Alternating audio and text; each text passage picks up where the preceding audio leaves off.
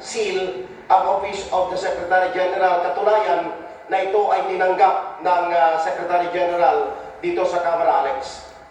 Vic, tinanong ba ninyo kay Congressman Cardema, bakit nataon pa na ngayon busy-busy ang lahat ng tao dyan sa Kamara? Ang sabi niya, Alex, ito daw yung pagkakataon na nakita nilang mag-asawa na ihain dahil nga binuo pa nila itong impeachment complaint. Pero nagdududa ang ilang mga kongresista na nagbigay ng reaksyon sa pamamagitan ng text messages na kine-question nila yung timing, which is 4 days before the election. At kung sakaling ito ay matanggap ng Secretary General Alex, June 2 pa sila babalik sa sesyon.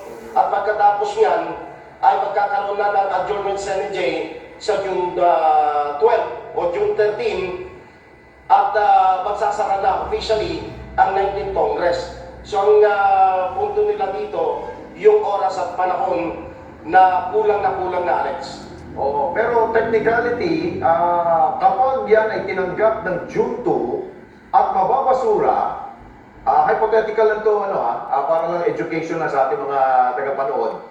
Pag yan tinanggap sa June 2 or next week, tatanggap yan at uusad yan sa opisina ni House Speaker, na siya pa rin po ang House Speaker sa June 2, ano ibig sabihin yan?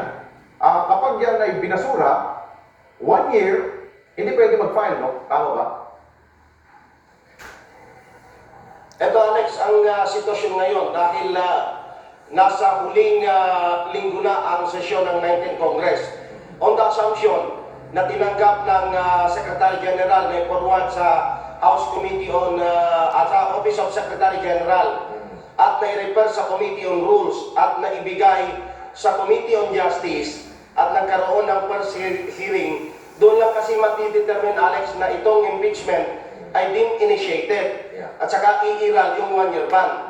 Pero pag ito ay inabutan ng adjournment CNJ, automatic talagang ma-archive na ito, mabibilang na rin na hindi pa siya din initiated. Yun ang gray area dito, Alex.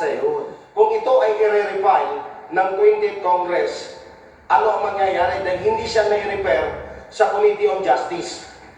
Okay, at least nakuha natin ang mga possible na mangyayari kapag ito ay matanggap na ng tanggapan ng Secretary General at maging sa opisina ng House Speaker. Okay, maraming salamat sa iyo. Vic Sumintag, mga natin, dyan sa Kamara.